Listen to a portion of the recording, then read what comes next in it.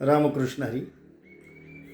आज अक्षय तृतीया आहे आणि अक्षय तृतीयेला आपल्या सनातन वैदिक धर्मामध्ये, भागवत धर्मामध्ये, हिंदू धर्मामध्ये अनन्यसाधारण महत्त्व आहे.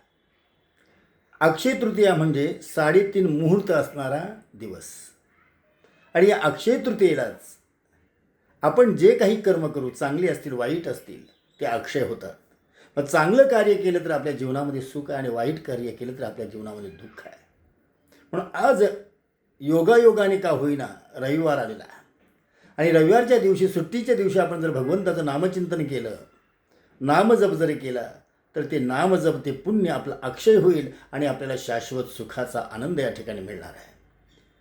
जैन धर्मामध्येही अक्षय तृतीयेला अनन्यसाधारण महत्त्व आहे. याच दिवशी वृषभनाथांना उसाचा रस पाजण्यात आला आणि ज्या राजानं उसाचा रस पाजला त्या राजाची रसोई अर्थात किचन अक्षय झालं, त्याचं कधीही त्या ठिकाणी अन्न संपलं नाही. भगवान शिवशंकरांनी पार्वती मातेला आजच्याच दिवशी पार्वती मातेस ब्रह्मज्ञान शिकवण्यासाठी प्रारंभ केला. असा हा अनन्यसाधारण असणारा दिवस आहे. भगवान परशुरामांची जयंती आहे, भगवान बसवेश्वराची जयंती आहे. माझ्या सर्व हिंदू बांधवांना आणि माता भगिनींना अक्षय तृतीयाच्या लक्ष हार्दिक शुभेच्छा.